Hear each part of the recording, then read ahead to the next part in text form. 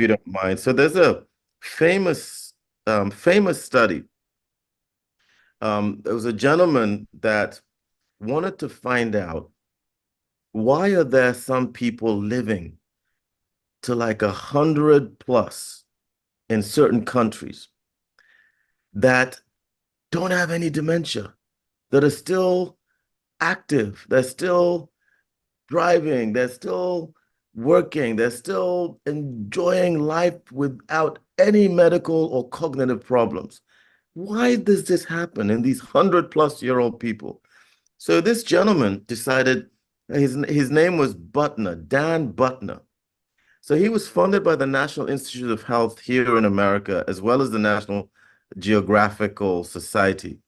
And he wanted to know why there's some people in these places that have this incredible ability, agility, mentally and physically, at 100 plus years. So he went around these countries, all around the world, and he identified 5 cities that had populations that were living way above 80, 90, even 100. And he wanted to find out what is it in these cities that is keeping their elderly population free of all these conditions. He identified Ikaria in Greece. He also identified Loma Linda in California. He identified Nicoya in Costa Rica. And Nicoya, Costa Rica is not an affluent country. It's very low GDP, very low healthcare expenditure. And he also identified Okinawa in Japan. And the fifth place he identified was Sardinia in Italy. And he called these 5 places the blue zones. And then he's done a lot of work. He's published a lot about the blue zones. He noticed that in Greece, the Icarians had 1/5 the rate of dementia as Americans of a similar age.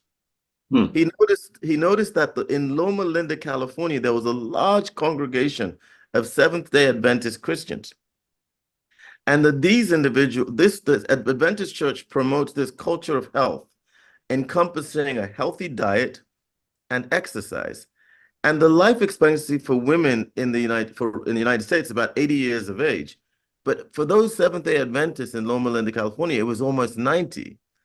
Wow. Then in Costa Rica, he noticed that despite the much lower healthcare expenditure in Costa Rica, in Nicoya, that they were more than twice as likely as Americans to reach age 90 and be healthy at age 90.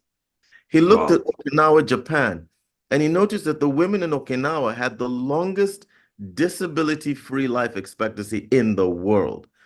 He went to Sardinia and Italy, and he noticed that again, remarkably, that these individuals were living so much longer than places in other places in the world. So he said, why is this happening? Why is this? Why are these elderly people so cognitively sharp, so physically active? Dementia rates are so low. And he identified 4 main commonalities. The first in these blue zones was physical activity. He observed that physical activity was part of the culture of these places. And it wasn't even just running or they were doing a lot of chores. They like to garden. They like to knead their own bread. They like to use hand-operated tools. You know, their houses were not full of the conveniences, but they like to move around their houses doing things. When they went out, they would walk to where they were going, etc. So they were very, very active. Movement was part of their culture. Outlook was the second thing that he noticed about these 5 blue zones. And he noticed that the people in these 5 blue zones, even though they suffered similar stress as people in other places, that they had these daily rituals that reduced their stress, you know, and we know that stress causes inflammation and Hmm. can really wreak havoc in the body. Some of these rituals included praying. They would pray regularly. They would venerate their ancestors, you know, they would nap, you know, they had these happy hours where they would come together. They all seemed to have a purpose In fact, each of these blue zones, there was a specific vocabulary for purpose. And we know Mm. the studies have shown that people who can articulate their sense of purpose had a 15% lower risk of dying and lived 7 years longer than people who couldn't. The third Wow. thing that they realized was the diet in these places. He even did a meta-analysis about 154 dietary surveys he conducted in these blue zones, and he found what we just talked about, that people ate a lot of fiber, protein. We know plant-based, as we've just discussed some examples of plant-based diets. Um, they ate carbohydrates, but in the form of whole grains. They never ate till they were full. They ate till they were about 80% full. In some cultures, I remember when I was growing up, my grandmother would sit with me while I'm eating. And when I'm like eating my eba or my pounded yam, I'm like halfway through it and I'm full. And she just said, finish your food. And so I'd have to finish the whole food and I'll be stopped. So culturally, for us, we can't waste food.